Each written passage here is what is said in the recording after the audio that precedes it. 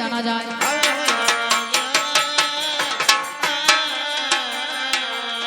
তোমার ভাবের ঘরে অভাব রয়েছে,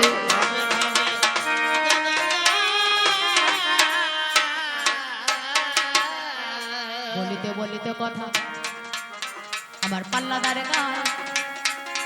আপনারা সেই কথা শুনলেন সবাই, তিনি বলে কথা আমি শুনি হেতাই আসর মাঝারে, বলোই আমার পাল্লাদারে আজ তুমি মরে। ভাই রে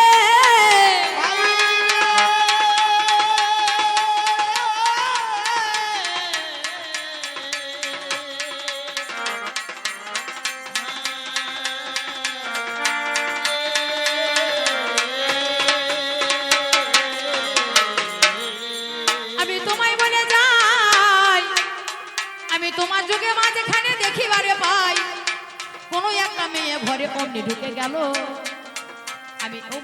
আমি আজ দেখতে পেলাম, কে জানে না বলো। আমি সূক্ষ্ম বেঁচে ধারণ করে জানলা ধারে হাজির হয়ে যাই। আজ সে সময়ে গিয়ে আমি দেখিবারে পাই। এবার জিত হইয়ে বাবা দেখো অমনি শুয়ে পড়লো। আজ কিছুক্ষণে পরে 105 টাকা দিল। আজ ঘর থেকে এইবারে বাহির হয়ে এলো। আমার পাল্লাদারে গিয়ে তারে জিজ্ঞাসা করিল, আজ বলো বলো ও সুন্দরী বলো নাই আমায়, আজ চিত হয়ে কি করিলে আমি শুনতে চাই। আজ মেয়ে বলে তোমায় বলা যাবে না যাবে না, আজ শোনো বলি সেই কথা আজকে শোনো না। আজ সেইটা কোন ব্যক্তি তিনি হয়ে গেল, সেই নারী দেখো ভালো কর্ম তিনি করতে গেল। যদি আমি সেই কথা তোমারে জানাই, আজ ইসলাম ধর্মের কথা বটে তোমায় বলে যাই। আজ নামে যারা মা ফাতেমা তিনি কি কর্ম করিল,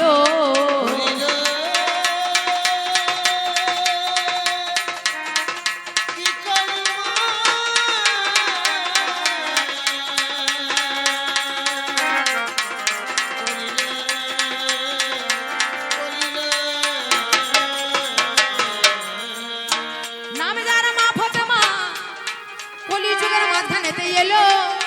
হযরত মুহাম্মদের কন্যা সে যে হইল, হজর জোহর আসর মগরব আর এই হয় 5 ওয়াক্তের নামাজ দেখো সবাই পড়ে যায়। উপর হইয়ে পড়ে দেখো ভাবেরি বাজারে আর একটা নামাজ আছে দেখো বিচার করে, সেটা রাত 12টা পরে ওরে হয় রে ওরে ধন। আজ তাহাজ্জুদের নামাজ বটে বনেরই মতন। আজ প্রতিদিনে মা ফাতেমা আরো সের ময়দানেতে যায়। আজ আল্লাহ তাআলা তার জন্য রথ পাঠাইয়ে দেয়। আজ রাত 12টার পরে চলে যেত যোগধন। আজ তার স্বামী আলী সাহেব জানেন জ্ঞানী জন। এবার আলী সাহেব মনে মনে ভাবিতে লাগিল, সতী প্রতিব্রতা নারী মা ফাতেমা হলো, কিন্তু মনে মনে তবু একটা খটকা লেগে যায়, না জানে কোথায় যায় রাত্রি 12টায়। তারপরে দিন দেখো বাবা রথ এসে পৌঁছালো। এইবারেতে আলী সাহেব সেখানেতে লুকাইয়া ছিল। মা ফাতেমা দেখো রথে উঠে গেল। এইবারেতে আলী সাহেব কি কর্ম করিল, সেই রথের চাকা বাবাই অমনি ধরিয়ে লয়। উড়িতে উড়িতে আরো সে ময়দানেতে যায়। আরো সের ময়দানেতে যখন চলে গেল, এহেন সময়ে তার অমনি খুলে গেল। দরজা বাবা খুলে গেল বলে হারিয়ে যায়। মা ফাতেমা দেখো আজ দাঁড়িয়ে ঢুকে যায় ঘরের মধ্যে। যখন বাবাই অমনি ঢুকে গেল, সত্যি সত্যি দরজাখানা বন্ধ যে হইল। দরজাখানা যখন বাবা বন্ধ হয়ে যায়, তারে আলী সাহেব তার স্বামী চিন্তা যে করয়, আমি কেমন করি আজ আমি করবো দর্শন। আজ ঘরের ভিতরে আজ কি করি এখন। ঘরের চারিদিকে বাবা তখন ঘুরিতে লাগিল। কোথাও জানালা বা দরজা কিছুই না পেল। কোথাও কোনো জানালা বা দরজা দেখতে না পেয়ে মনে মনে মন ছটফট করছে, আমি ঘরের ভিতর আমি দেখবো। সেইখানে আল্লাহ তাআলা কথা ভগবান তাকে বুঝিয়ে দেওয়ার জন্য, তোমার স্ত্রী কি করছে ঘরের মধ্যে তুমি একবার দেখো। কোন একটা দরজায় দাঁড়িয়ে গিয়ে একটা ফুটো করে দিল। সেই ফুটো দিয়ে দর্শন করলো যে তিনি পড়ে আছে ওই চিত হয়ে। আর একদিকে চলে গেল হাত, একদিকে পা চলে গেল, একদিকে মাথা আর একদিকে ধরখানা চিত হয়ে পড়িল। এইভাবে তিনি দেখো নামাজ পড়ে যায়। যাকে বলে সেজদা দেওয়া তোমারে জানাই। এই রূপ দর্শন যখনই করিল, আলী সাহেব মনে মনে ভাবিতে লাগিল, জন্ম জন্মান্তরে আমি যেন তারে পাই, স্ত্রী রূপে পেতে আমিও গো চাই। সেই দিনকার কথাই বইরে গুণধন আল্লাহ তাআলা সেই দিন কি করে তখন আল্লাহ নামে তিনি বাবা সেজদা দিয়েছিল। এহেন সময়ে দেখো কি কর্ম করিল, সেজদা তখন হইয়া গেল কি বলিব হাই, স্বয়ং আল্লাহ তাকে কিছু মোহর ধারে দেয়, যত্ন করে মোহর তাকে হাতে তুলে দিল। পুনরায় তিনি বাবা আরো আবার তিনি বাবা রথেতেই উঠিল। তারপরে ঘরে জানি ফিরে এলো ভাই, শোনোই আমার পাল্লাদারি শুনিবেন সবাই, সেই দিন তার কথাই গই ওরে গুণধন, নারী ভালো কর্ম করবার জন্য গিয়েছে, কোন মন্দ কর্ম করবার জন্য নয়, চিত হয়ে ওই নমাজ হয়,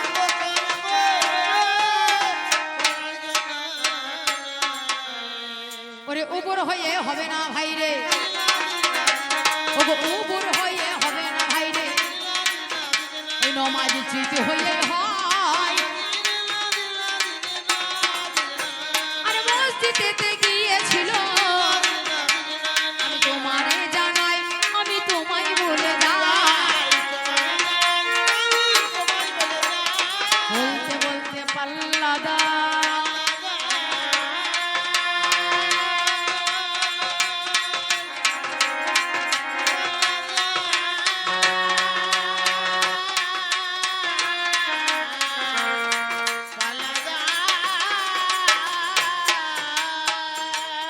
আমারে জানাই, আজ কলিযুগে কোন কারণে ধন্য হয়ে যায়, ওগো ধন্য ধন্য কলিযুগ সর্বযুগ সার, যে কালেতেই অবতীর্ণ গৌর অবতার। সত্য যুগকে ধন্য বলা হলো না, ত্রেতা যুগকে ধন্য বলা হলো না, দাপর যুগকে ধন্য বলা হলো না, কেন? ওগো সত্য যুগের মাঝখানেতে এলো প্রভু নারায়ণ, আজ শঙ্খ চক্র পদ্ম গদা করিল ধারণ, হাতে ছিল কি সুদর্শন চক্র, একটা খতরনাক অস্ত্র, আর গদা কৌমুদকী গদা একটা খতরনাক অস্ত্র। হ্যাঁ, এই অস্ত্র দিয়ে জীবকে উদ্ধার করেছে। যখন ত্রেতা যুগে এলো, আজ রামে অবতারে দশরথের ঘরে গেল, তখন তো ধনধারী রাম হয়ে আসিল, অস্ত্র ধারণ করে জীব উদ্ধার করিল। ওগো তাপর যুগের মাঝখানেতে কৃষ্ণ অবতার হয়ে যায়, তথাপিও অস্ত্র তিনি করিল ধরায়, সুদর্শন তিনি আজ করেছিল ধারণ, তাই বলে পাল্লাদারে শোনো দিয়া মন, তিনি অস্ত্র দিয়ে জীবকে উদ্ধার করিয়া গেল। তারপরে মনে মনে ভাবিতে লাগিল, কলি যুগের মাঝখানেতে আমি হাজির হব, সেইখানেতে বিনা অস্ত্রে প্রেম বিলাইব, একমাত্র অস্ত্র আমার হরি নাম হবে, হরি নামে দিয়ে দাঁড়ে দাঁড়ে নামে বিলাইবে, এই হরি নাম আমার অস্ত্র হবে, এই হরি নামে দিয়ে নাম বিলাইবে, আজ বিনাই অস্ত্রে উদ্ধার করিবে।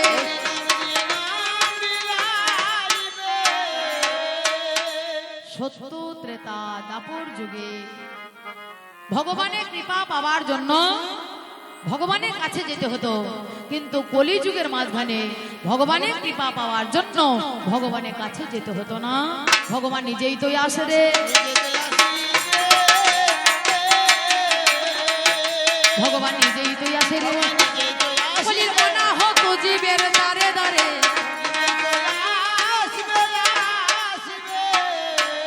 কলির অনাহত জীবগণকে উদ্ধার করবার জন্য আজ দাঁড়ে দাঁড়ে এসে প্রেম দিয়েছে, হরি নাম দিয়েছে, জগাই মাদাইয়ের মতো ভক্ত, যে কলসির কানা ভেঙে ভাঙা কলসির কানা পর্যন্ত নিতাইয়ের নিত্যানন্দের ওই কপাল ঠুকে মেরেছে, ঝরঝর করে রক্ত ঝরে পড়েছে, তথাপিও বলে গেছে আমার দুর্গতি আমি সহিবারে পারি, তোদের দুর্গতি আমি সহিবারে নারী।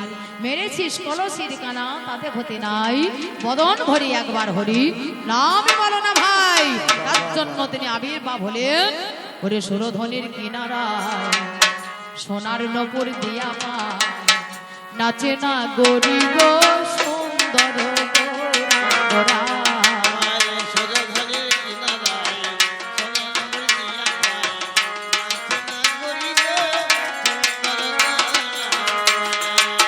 সুন্দর গৌরাঙ্গ রায় নাগরি গো সুন্দর গো,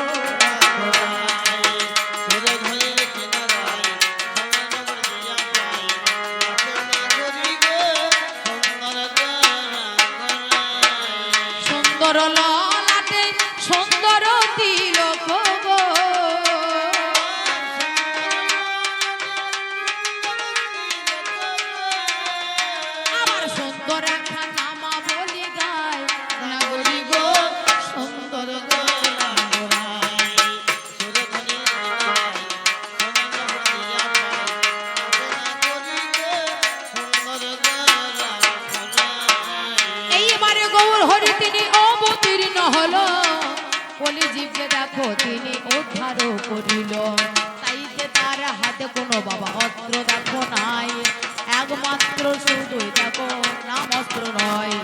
হরে কৃষ্ণ কৃষ্ণ কৃষ্ণ হরে হরে, হরে রাম রাম রাম হরে হরে। সে কারণে বলি ধন্য যুগ হলো, ধন্য ধন্য কলি যুগে কেই জানে না বলো। বলিতে বলিতে কথা করে জিজ্ঞাসন, বলো বলো ও দিদি ভাই বলো না এখন, এই কলির প্রথম সন্ধ্যা কোন দিনকে বলে? সত্য কথা বলো তুমি ভুবন মণ্ডলে, কলি যুগের সন্ধ্যা দেখো কোন দিনেতে হয়? শোনো আমার পাল্লাদার তোমারে যা, তুমি ভাবে ভাবে জানিবে।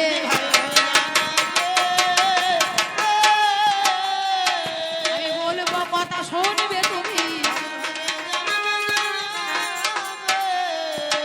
চলো প্রথম সন্ধ্যায় গৌরাঙ্গ হস্য মহিতলে, ভগীরথী তটে ভূমি ভবিষ্যতি সনাতন।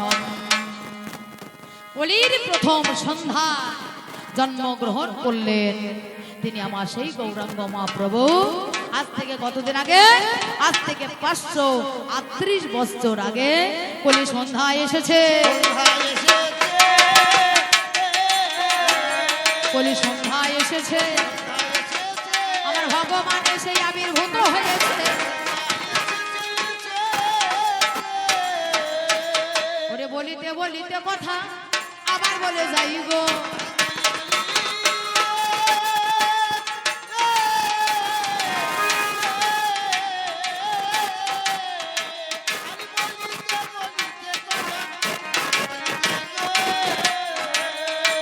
আমি তোমার মুখে মধুর কথা আমি শুনতে চাইবো।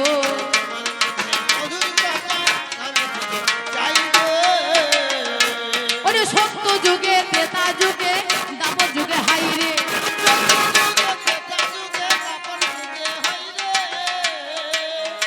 এই যে 3 যুগে সন্ন্যাস ধর্ম পালন করে যাই রে।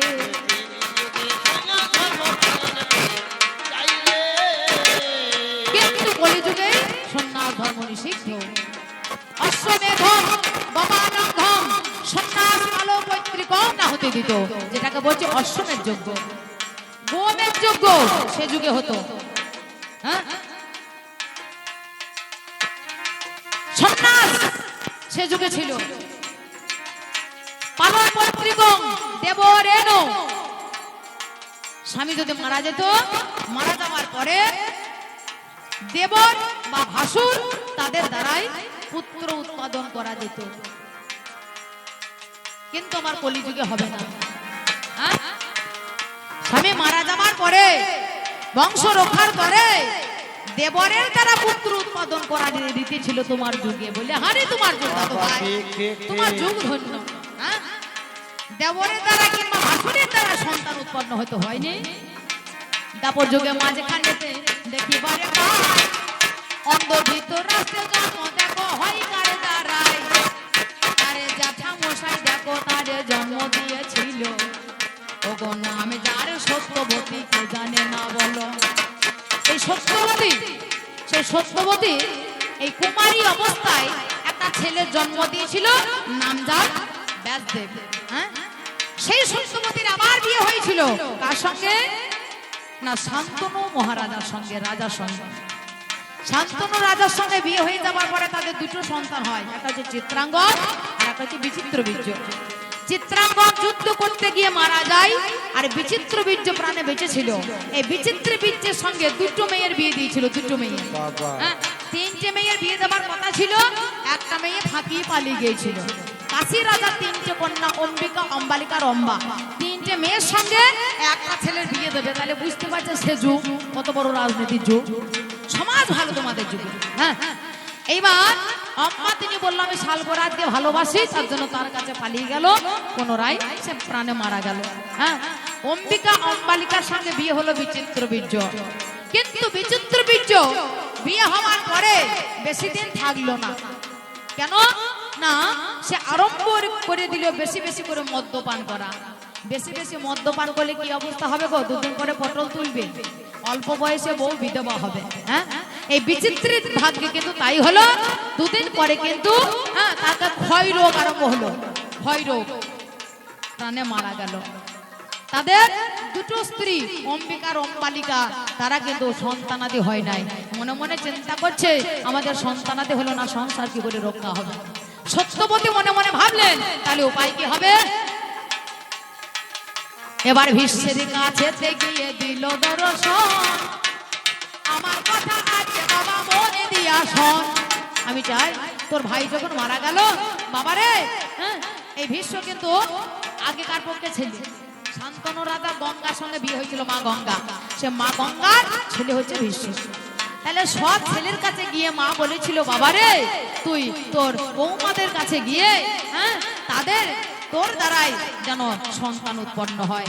ভীষ্ম বলেছিল মা গো, আমি পিতার কাছে চিরপ্রতিজ্ঞাবদ্ধ, আমি আজীবন ব্রহ্মচারী হয়ে থাকবো, কোনোদিন কোনো নারী গ্রহণ করব না, তুমি আমায় ক্ষমা করে দাও। বাধ্য হয়ে সেদিন সত্যবতী স্মরণ করেছিল আগেকার পক্ষে তার ছেলে পরাশর ঋষির ঔরসে জন্মগ্রহণ করেছিল, নাম যার ব্যাসদেব। ব্যাসদেবকে স্মরণ করলো। ব্যাসদেব এসে বললো মা গো, তোমার মনের বাঞ্ছা কি আছে।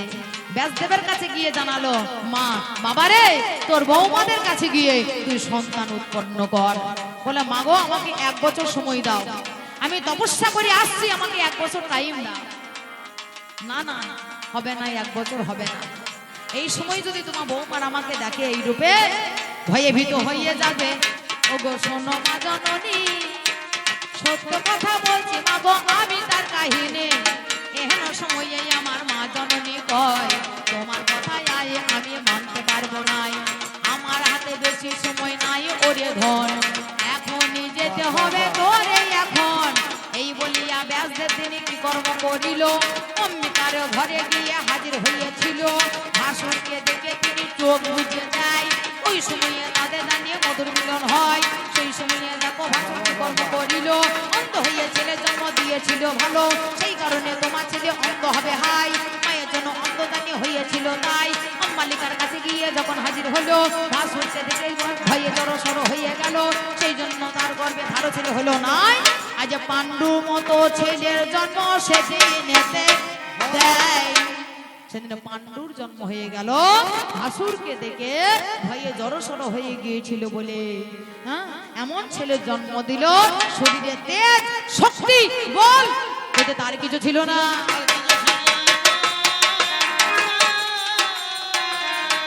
ভাসুরের দ্বারা সন্তান হতো রে।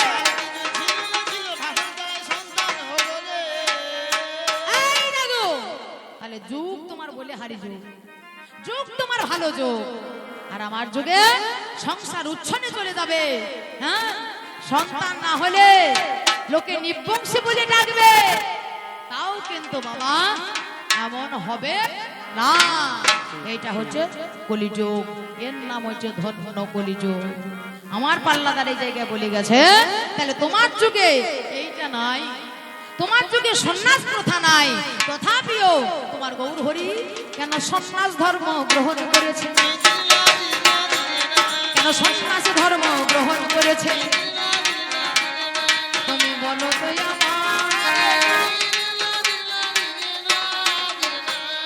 আমার গৌর হরি সন্ন্যাস ধর্ম গ্রহণ করলেন। গ্রহণ করার পরে তিনি জানতে পারলেন যে সন্ন্যাস ধর্ম বড় কঠিন ধর্ম।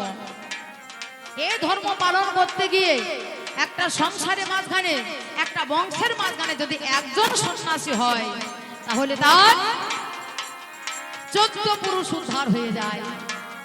কিন্তু সেই সন্ন্যাস ধর্ম পালন করতে গিয়ে যদি এতটুকু ত্রুটি বিচ্যুতি ঘটে থাকে, তাহলে তার 14 পুরুষ নরকে যায়।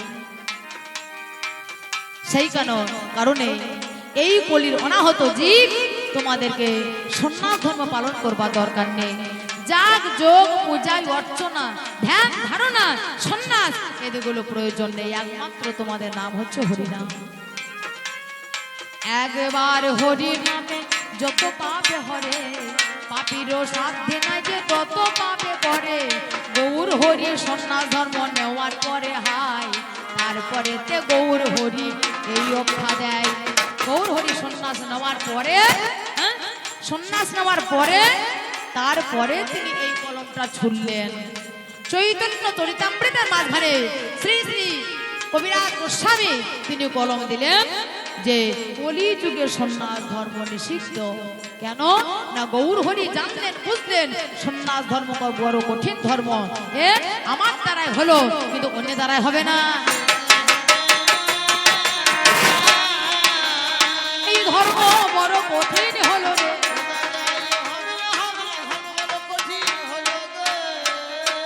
রে, বলতে বলতে আমারই কথা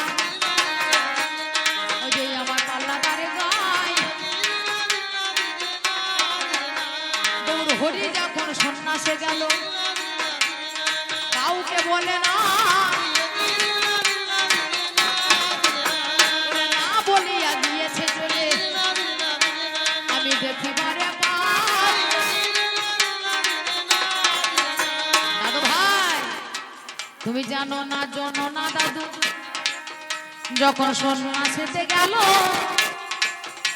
আজ সবার কাছে অনুমতি নিয়েছিল। প্রথমে মায়ের কাছে গিয়েছিল, মা বলছে বাবা আমি কি শুনছি। গৌর হরি বললেন মা তুমি কি শুনেছ? আমি শুনলাম নিত্যানন্দের মুখে, আমি শুনলাম যে তুই নাকি ঘর ছেড়ে চলে যাবি, সন্ন্যাসে যাবি তা বলছে না, তুই নাকি ঘর ছেড়ে চলে যাবি।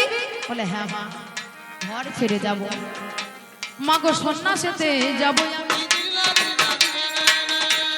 আমি তোমায় বলে যা, আমি বলবো বলবো বলে কথা তোমায় বলতে পারি না।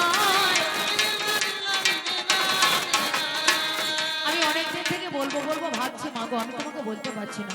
মা গো আমাকে সন্ন্যাসে যেতেই হবে, তুমি আমাকে অনুমতি দাও মা। মা বলল বাবারে কোনো মা তার সন্তানকে সন্ন্যাসের জন্য অনুমতি দিতে পারে না।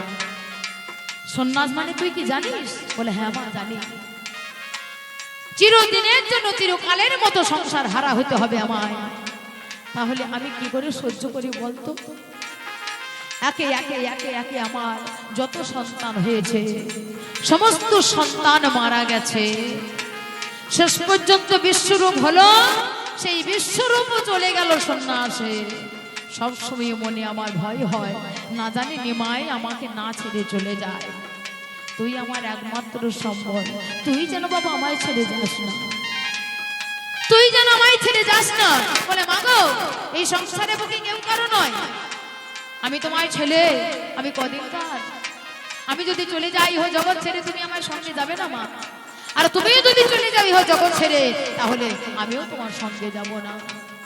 এই বলে মাকে বোঝানো, মা বোঝানোর পরে মা তখন জ্ঞান হয়ে গেল, চৈতন্য হয়ে গেল যে সত্যই তো এ তো সাধারণ মানুষ নয়, তিনি অনন্ত কোটি বিশ্ব ব্রহ্মাণ্ডের মালিক হয়ে আজকে তিনি আমার গর্ভে জন্মগ্রহণ করেছে, আমাকে মা বলে ডেকেছে। এ তো আমার বড় ভাগ্য, ভাগ্য গুণ সেজে আমায় মা বলে ডাকিল।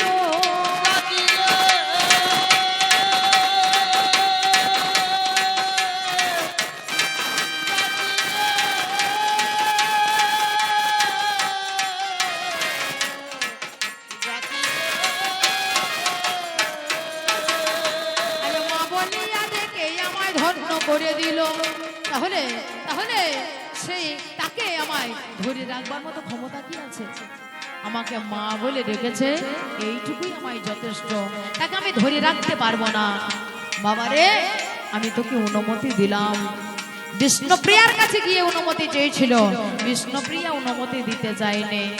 তারপরে বিষ্ণুপ্রিয়ার জ্ঞান হয়ে গেল যে আমি সাধারণ নারী আর স্বয়ং ব্রহ্ম ভগবান এসে আমাকে স্ত্রী রূপে বরণ করলো, আমাকে স্ত্রীর মর্যাদা দিয়েছে, আমার কতটুকু সাধ্য আমি তাকে আটকিয়ে রাখবো।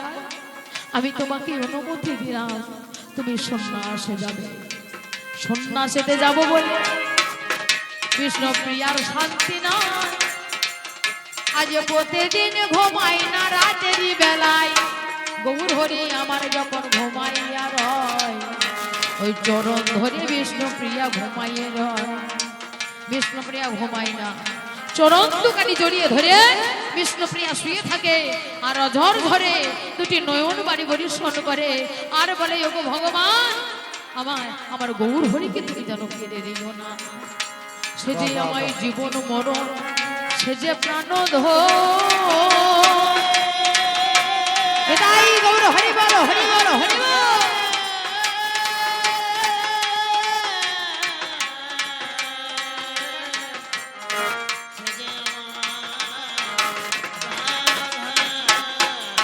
তোমার ওই চরণে আমার যেন হয় গো মরণ, সেই কারণে চরণ দুটি